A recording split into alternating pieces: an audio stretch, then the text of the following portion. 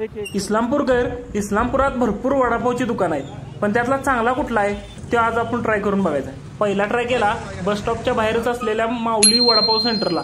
वडापावची price 20 रुपये आहे आणि सोबत खोबऱ्याची चटणी पण देते.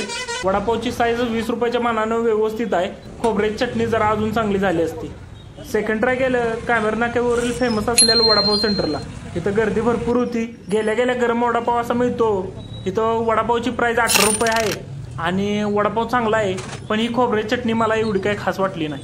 तिसरं ट्राय करायला गेलो यल्लामा चौकातलं बिझी असं असलेलं वडापाव सेंटर, मुन्ना वडापाव सेंटरला.